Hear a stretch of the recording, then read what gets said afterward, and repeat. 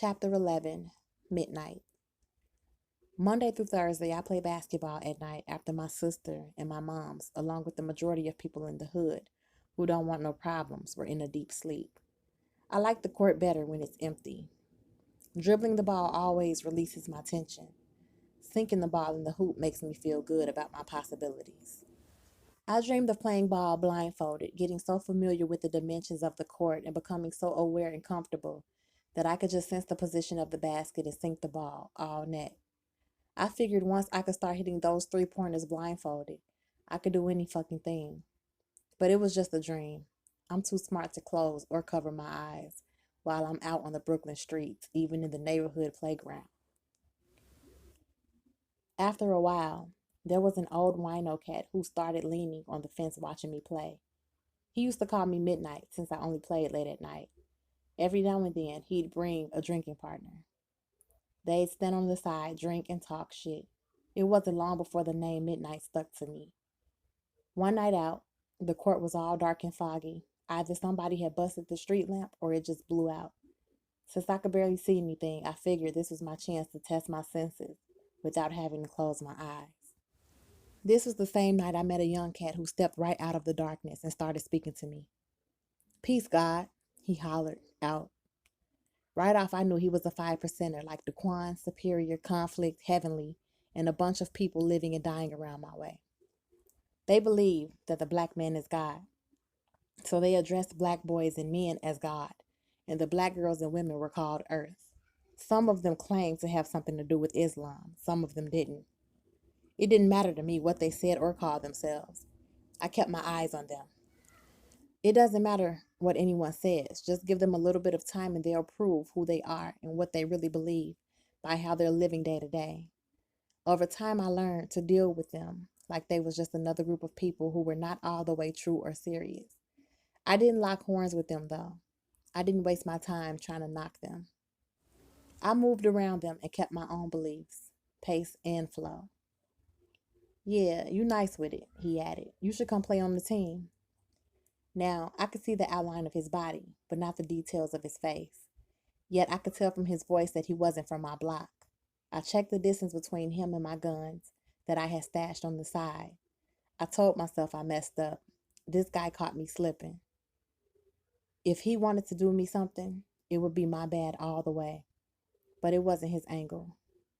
"I'm Tyreek, and you?" he asked. Instinctively, I told him Midnight.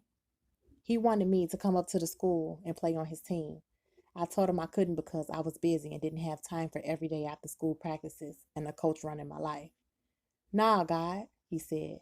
"This is not the school team. We just rent their court and sometimes their gym. You know, like intramural." I didn't know what intramural meant, so I just stayed quiet. He explained that this team was just the best young ballers in Brooklyn, competing against one another in the tournament. He said it didn't matter if I wasn't a schoolboy. He gave me the info on the meeting spot, time, and place, and went on his way. I dribbled the ball while I watched him walking away. My side hustles kept me moving in and out of all types of situations. We ride together, Uma and I, still. After I get Uma to her workplace, I am free to handle business, home, school work, or whatever is necessary. On early Friday and Saturday mornings, I always head to Chinatown, located in Lower Manhattan, where I have a part-time job in a fish market owned by a Chinaman named Cho. I caught the job one day while shopping for fresh fish for my mother to cook. She didn't care how far I had to go to find fresh food that she would feel good about cooking. She often said that the local markets were selling Brooklyn Black's old, expired, and sometimes even rotten food. While searching for a proper fish market, she taught me how to pull the fish gills back and check for the dark red color to be sure that a fish is fresh. A fading pink meant it was not fresh. If the gills were cut out and the fish was cut into pieces or filleted and flaking, it meant it was old fish and the grocer was trying to get over.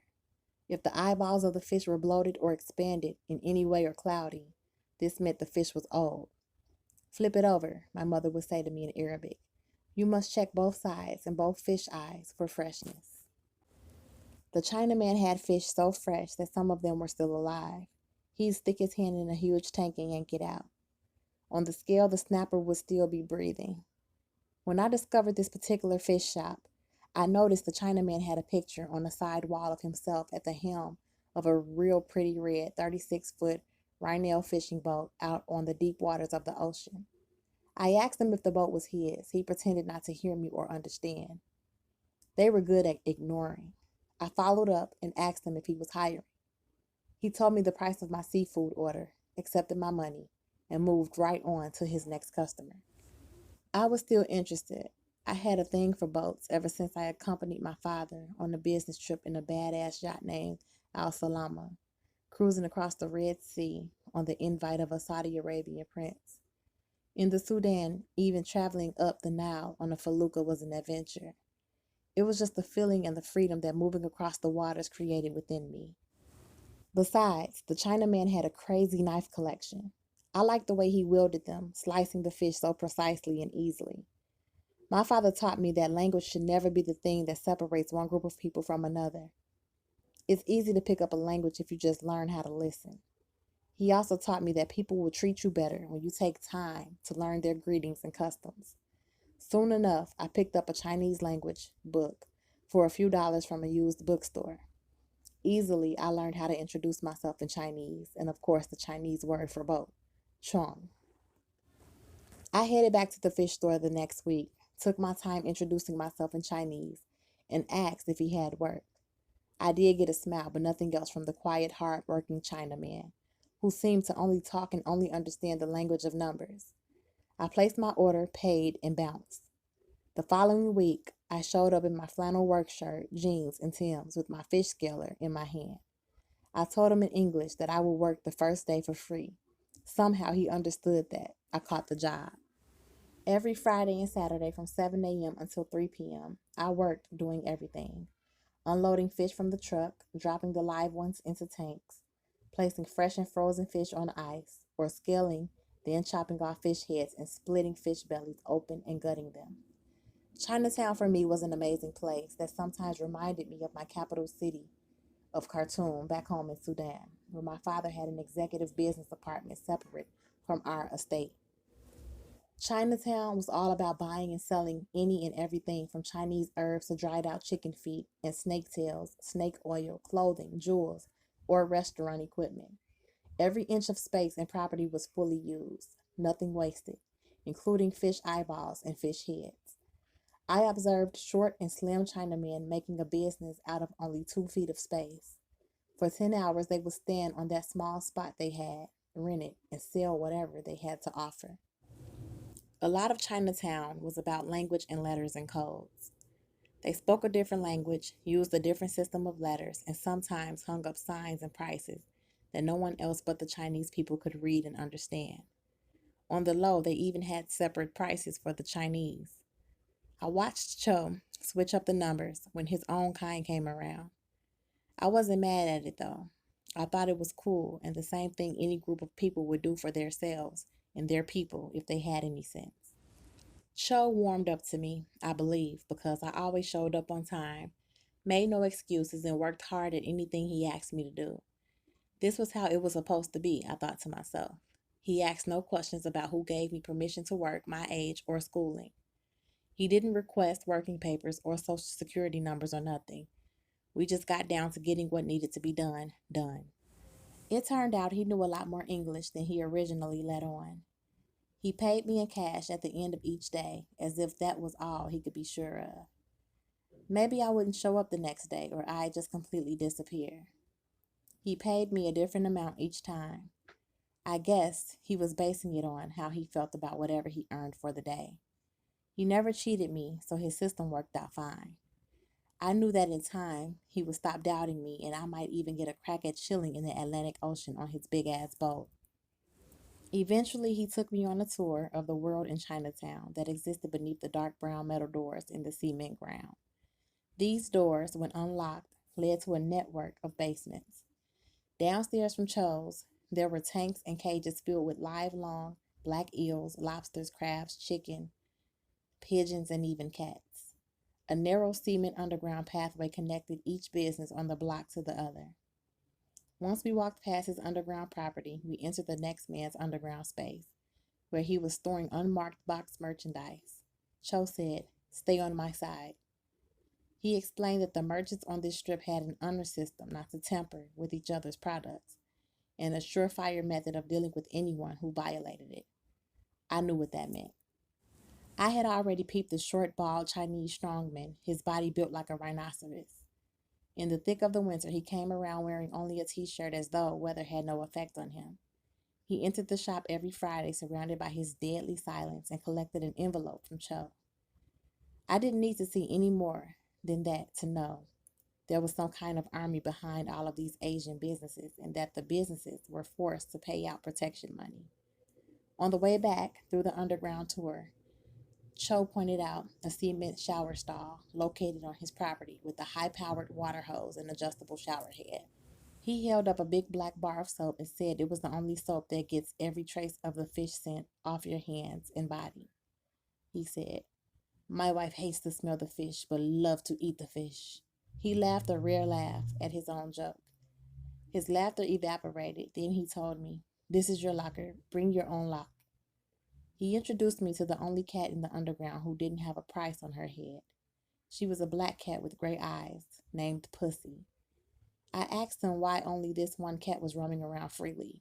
He said, "Pussy good." I checked it all out. I would bring my own lock. I was big on having a locker, a new stash spot, but I didn't plan on showering down there. After work every Friday and Saturday, I would just wash up in the upstairs bathroom to keep my face and my hands clean.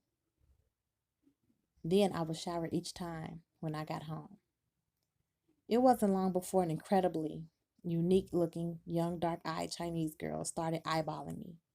She worked on the same side of the block as me, 4 stores down. I had seen her a couple of times on my way in, selling their merchandise, handbags, hats, and umbrellas. She was very pretty, with big pear-shaped dark eyes, high cheekbones, and very long jet black hair. Sometimes she wore it straight and sleek, other times she wore it thick and wild. She was always fashionable, with the crazy original clothing style. The things she wore were completely different from the items they were selling in her store. With the Asians in Chinatown, there was a big difference between the parents and their children. The youth were hip-hop style like us. She rocked Nike sneakers and always had a girl style in colors I'd never seen for sale before. I suspected she was buying from the kids' sizes because her feet were really small. She seemed sneaky. I figured she was spending her whole lunch break walking back and forth checking me out. She never came inside the store or bought any fish from Cho. I didn't know what her interest in me was about. I'd be there in my work boots or work kicks, loading and unloading trucks, sometimes wearing a rubber apron covered with fish scales. I liked her subtle mannerism, like the slow way her eyes moved around trying to take a quick look. The way she once bit her lip when she caught me catching her staring.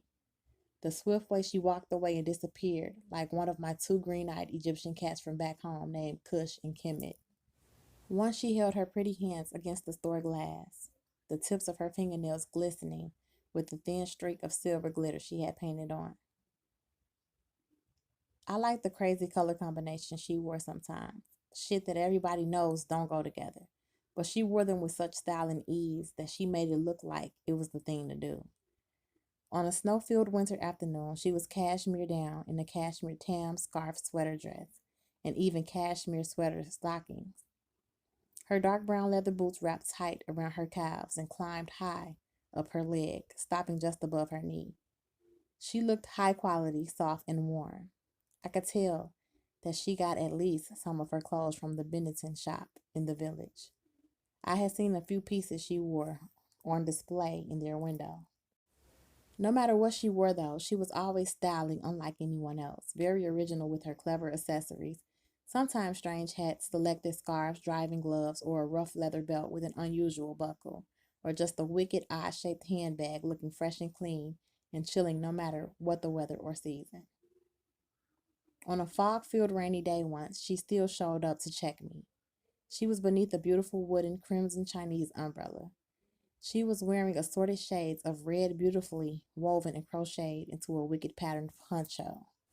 Her colors were so brilliant that day that they cut through the cloudiness and made her light up and stand out from everyone else who, because of the weather, all looked like black or gray globs no matter who they were or what they had on. She didn't say nothing when she came around peeking. I could tell she was older than me, and I wondered if she ever considered that I was just 14. One afternoon when business was slow, I pointed her out to Chuck. She was wearing burlap Gucci shorts in the freezing winter, with heavy wool tights covering her legs, a rough-ass leather belt with the Gucci interlocking G's, buttered Timbs, and a wool apple jacket hat that matched her stockings. Cho quickly informed me that she was Japanese, not Chinese. He said there was a big difference between the two. He said he had only seen her around the block for less than 6 months. He said he didn't know her or her people. They're renters, he said. From the way he said it, his tone, I sensed that he had a problem with whichever Chinaman took it upon himself to rent a store in Chinatown to the Japs. I didn't ask him about her again. It was early December the first time I saw her looking. By the time the new year and then February rolled around, I had never heard her speak even one word. But by that time, at home, I caught myself picturing her in my mind. I wondered if she spoke English or only Japanese. I already knew how to introduce myself in Japanese. I learned it at the dojo from my sensei. I told myself I would walk over and meet her one of these days. She beat me to it and showed up along with her Japanese girlfriend, lounging outside Cho's store 5 minutes before I was scheduled to get off. I had washed up in the bathroom and came out and found the two of them standing there. I gave Cho a pound. He shot me a look. I walked right out past the two girls. They followed me. Out of Cho's sight, I stopped walking and turned toward them. The girlfriend giggled. The pretty one stared. I said calmly, Hajime Mashite. The one who liked me covered her mouth with her hand in shock at my using a Japanese greeting. The other one started speaking fast, fluent Japanese to me. Nah, chill, that's all I know. Speak English, I told them. Sorry, her friend said. Her name is Akemi. She pointed at the pretty one.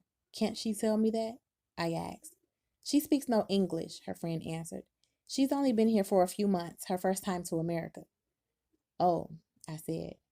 Akemi spoke in Japanese to her friend. She wants to know if she can touch her skin, her friend translated. I stood there smiling about how bugged out her first request in this scenario was. I was definitely not the only black guy in Chinatown. In fact, there were black people shopping and passing through all day, every day. Akemi spoke again in Japanese. She said, "You are so beautiful." The other girl giggled. Akemi blushed. How old is she? I asked her friend. She is 16, her friend answered. Then she asked, How old are you? 14, I said, clocking their reactions. They spoke to each other. Akemi looked a little disappointed. She says, You are so tall for 14, her friend translated. Tell her I said it's easy for me to be taller than her. Akemi smiled return. They stood there glancing at each other like they were trying to read each other's minds, then glancing back at me. I didn't know where to move with this. I was telling myself, I'm good at getting money, fighting, and guns, but virgin with the girl.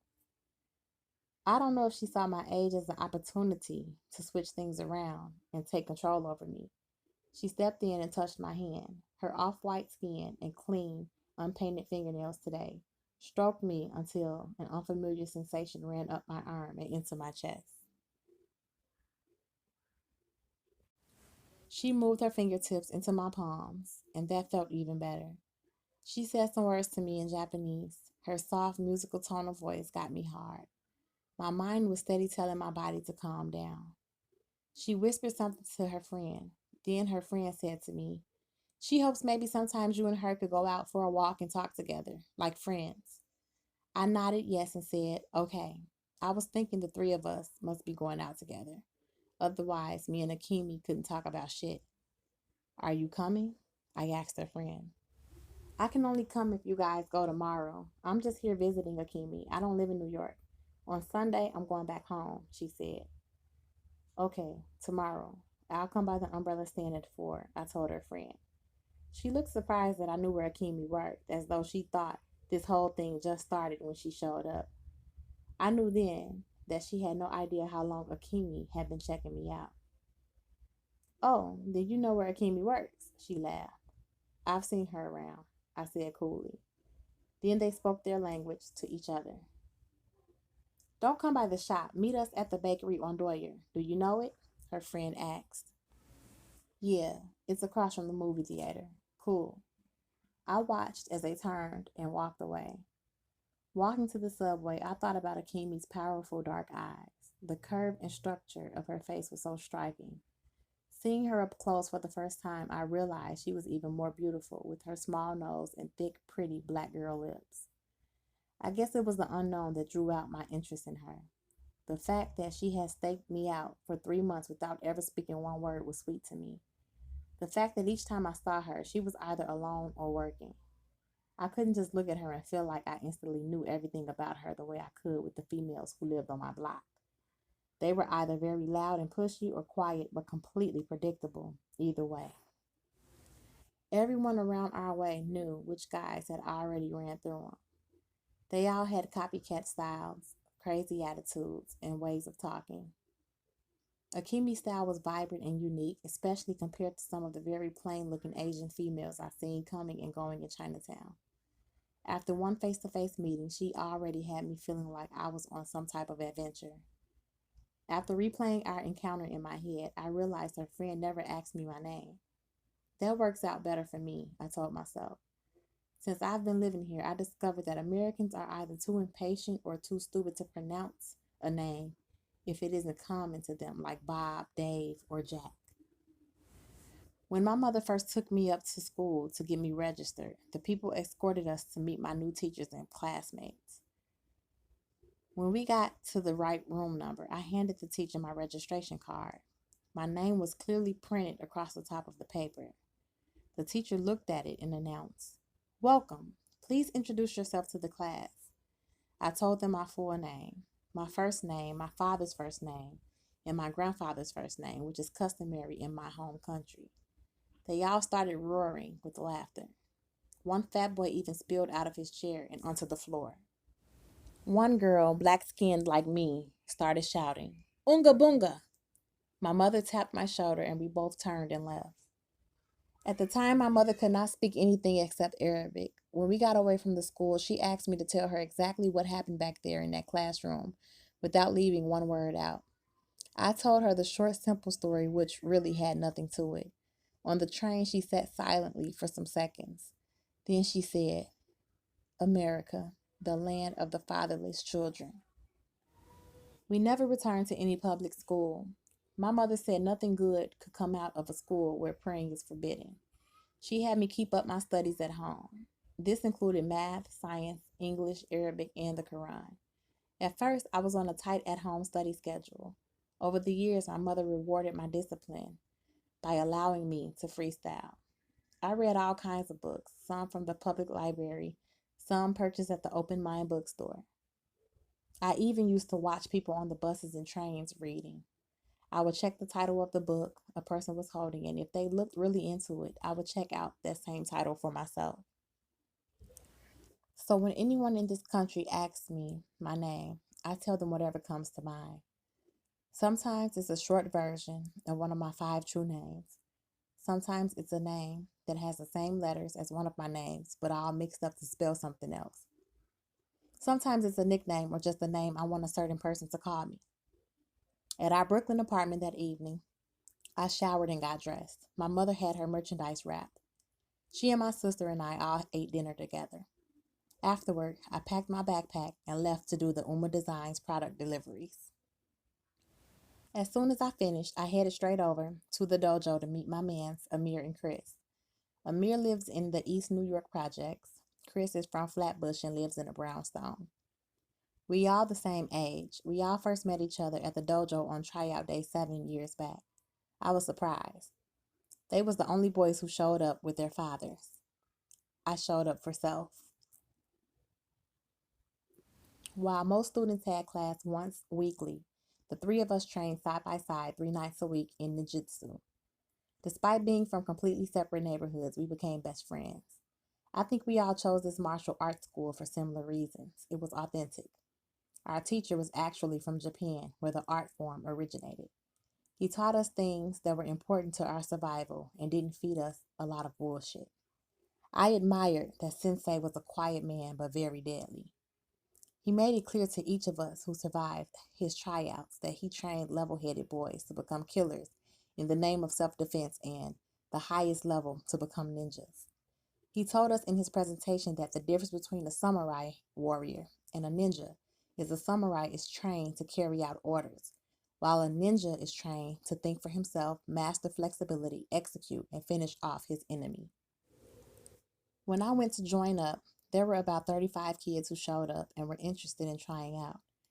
After Sensei gave his no-nonsense introduction and the explanation of ninjutsu, some of their mothers grabbed their sons' little hands, rushed out the door, and never returned. He had my full attention when he explained that unlike karate and other martial arts forms, his students did not compete in tournaments. He said fighters who train for tournaments become comfortable with predictable boundaries, limiting rules, particular styles, and planned scenarios. In the streets, he said, there is no courtesy or choreography. An enemy will do any and everything, and a ninja must not be locked into one particular style. He must always be flexible and prepared for the unexpected.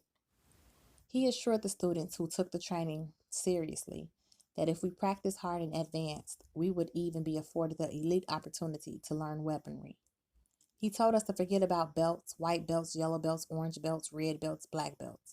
They had no real meaning. When you become a master, the sensei and the student will both know and acknowledge. He said that only a fool would advertise his skills. It is much better to move quietly and be unrecognized by your opponent.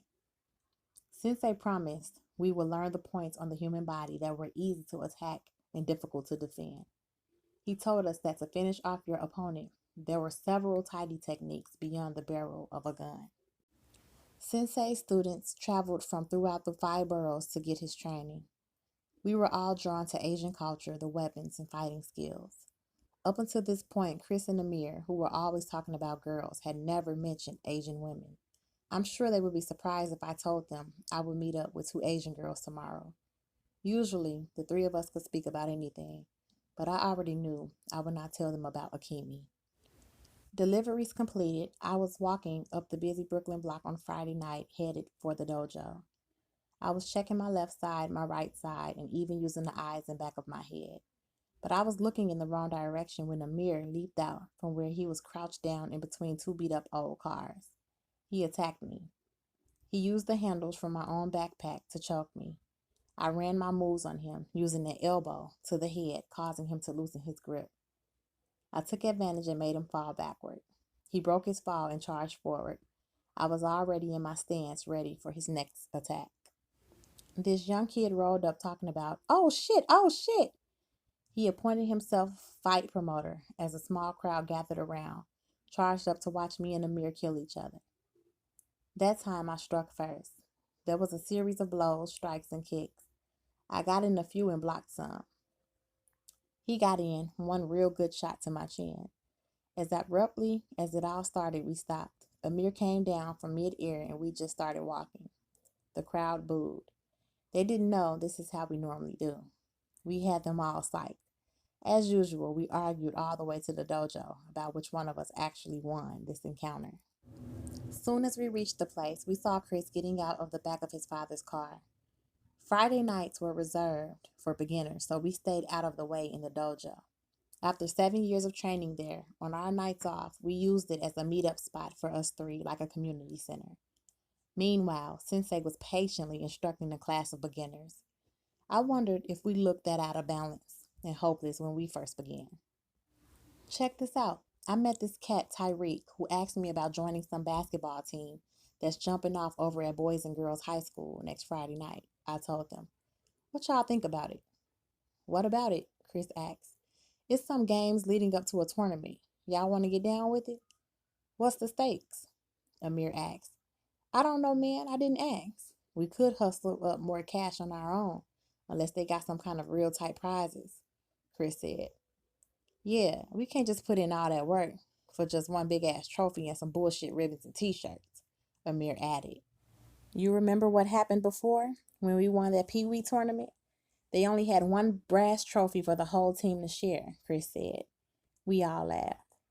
Yeah, I had to beat all y'all down for that one. That's why that piece of junk is still in my house, Amir bragged. "Nah, it's at your house because I didn't want it," I reminded Amir. We pushed through the dojo door, laughing and cracking jokes, following behind Chris, who had his basketball. On the basketball court a couple of blocks over from the dojo, we three was known as the Shake and Take Boys because of how we put it down. At first, the Shake and Bake Boys used to run the court over that way, but we beat them enough times that we took their spot, their title, and their money. We wasn't the type of ball hustlers who pretended not to know one another, then beat other unsuspecting players out of their paper. We made it known that we worked together. We never let no other players come in and divide us up or pick us onto their squad. If somebody wanted to battle us, they had to bring their three because our three stayed the same. We three had balled on the same team at local parks for so long that our styles flowed together. I never had to worry about passing the ball and Chris not being on point. Chris had what the girls called a baby face. It must have been true because other players used to underestimate him all the time, double team me, and leave him wide open. He could sink it way out from the deep wings of the court. So me and Amir used to feed him unpredictable and slick-ass passes. He stayed alert, played great defense, got good looks, and didn't panic under pressure. Amir was nice and smooth with his three-pointers, plus mad nice with the layups also. He was a showman who was dedicated to making any of his moves look good. He liked to humiliate his opponents, which he did often. He hated punks who called fouls because he loved knocking players over and respected them more when they tried to knock him over too. If they wanted to fight about it, Amir used it as a chance to practice our fighting skills with untrained street fighters. Known for being completely silent on the court, the most swift, and for the way I handled the ball, anything the two of them couldn't do, I picked up the slack. Whenever a few dudes seen us running the court at the park, they came up with the challenge. Amir always sets up a bet. We always win. Niggas can't handle loss, even when it's fair and square. And the older the cats, the more they tend to bitch and moan. Most of the time, we three got a fight. We didn't hesitate. We battled like Brooklyn. We held our own and collected our money. Chris was like our treasurer. He held on to the bulk of our winnings, minus a couple of slices of pizza and drink. We agreed that we was going to save up to buy a car when we all turned old enough to get our licenses. Chris wanted a Pontiac Sunbird. Amir wanted a Ferrero GT. I had my eye on this mean-ass pretty Porsche I saw at the dealer. Seriously, though, we all knew that chances were we would end up dropping a few G's on a used bum and all taking turns driving or riding together. This night, the teens who showed up to challenge us didn't have no money. They rejected Amir's bet and wanted to play for fun. Amir laughed at their broke asses and told them to step off. They got tight about it because they had 4 girlies on the side holding their radio and waiting on them. These cats would not move off the middle of the court. Chris knew shit was about to heat up, so he waved me and Amir over talking about, "Fuck it, let's bounce. There's no money here." Chris was like that. He would fight when pushed, but he tried to keep fists down and profits up. Determined, Amir stepped up to them and said, "We'll play you for your girls. I'm checking for the red bone anyway. If we win, they hang out with us for the night. If you win, we'll let you walk with $50 more than you got right now." Amir smiled, waiting for their response. Chris took a good look at the girls and picked one for himself. Them other dudes were standing there with their screw faces on, mumbling secrets back and forth to one another, vexed at the girls who were looking more and more like they were liking Amir's bold style. I took a couple of steps back so I can get a good look at them niggas to see where their hands was at and what they was carrying in them pockets. The shortest dude among them threw up his hands and said, "Fuck it, let's run it. Matter of fact, make it $100. The teen said. Amir hollered, "Deal." I had money in my pockets. Uma Designs money, which I had just collected, was in my front pants pocket. My tips were in my inside jacket pocket. I also always kept $500 of my own in my right leg pocket in case of emergency. I didn't know if Amir and Chris had enough money on them. I knew Amir was the type who would place a big bet whether he could pay it off or not. That's how sure he always was. As Amir took the ball back and checked it, the girls turned the volume up on LL Cool J's joint, "Rock the Bells." LL Cool J is hard as hell. Battle anybody, I don't care, you tell. I excel, they all fail. Gonna sell double Amir passed me the ball. As soon as I started bouncing the ball, Amir started talking shit to fuck with their mind. It's good y'all took the deal. Them girls is gonna leave y'all asses anyway, cause you niggas ain't got no money. While the kid checking Amir let Amir's words take effect on him, I passed the ball back to Amir, who laughed in their faces as he shook them and laid it up. They played hard and sweated a lot, but seemed more focused on the anger than the hoops, since they always said, anger cancels good judgment. Soon as one of them reached in for the ball, I made it disappear. They didn't see it again until it was swishing through the net. That night, Chris was the high scorer. Amir was the showman who purposely messed with their minds. They couldn't fuck with us. We ran a full court, 3-on-3. In less than an hour, we took them down. Curse words hung over their heads like cartoon characters. Steam blew out their ears. The short one threw the ball against the fence, way on the other side of the court. Then they made their move. Two of them went and threw their arms around their girls. The other grabbed his radio and tried to walk off.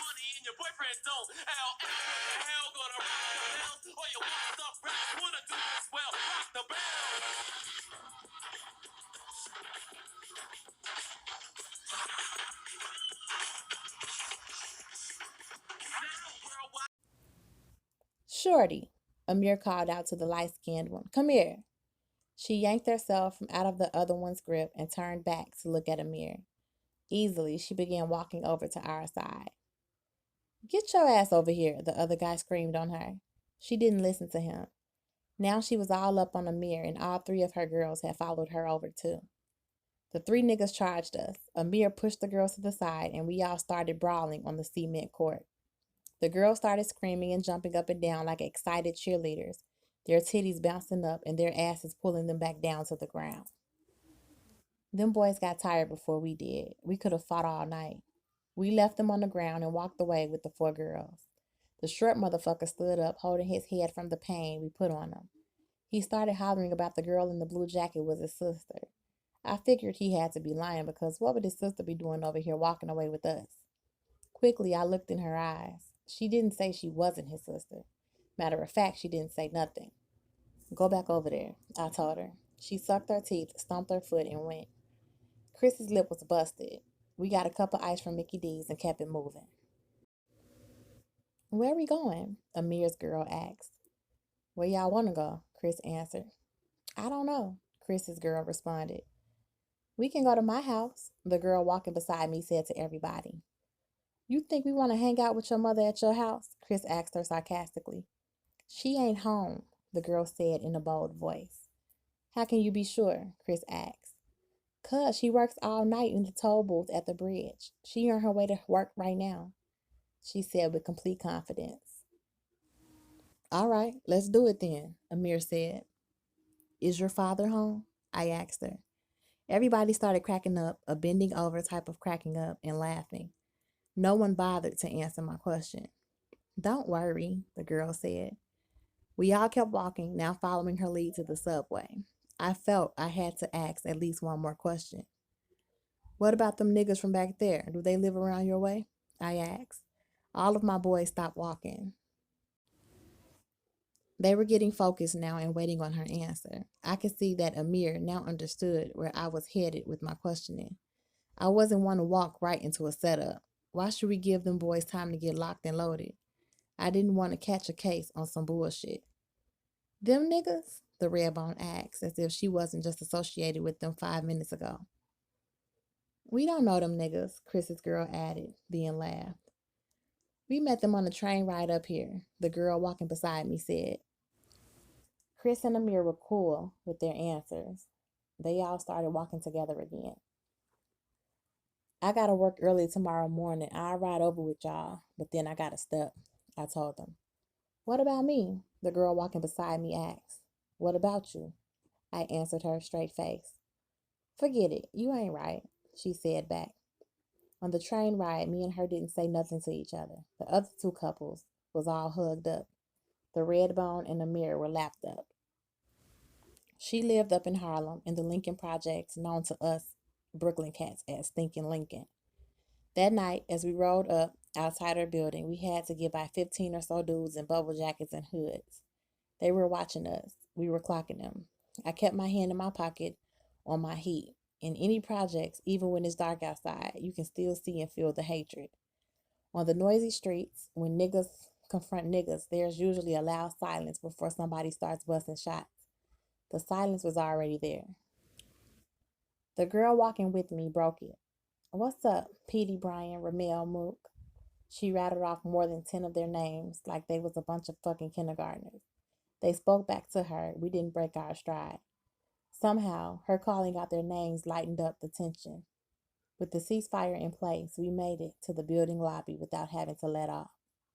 We elevated to the fourth floor in the upstairs hallway in front of apartment 4G.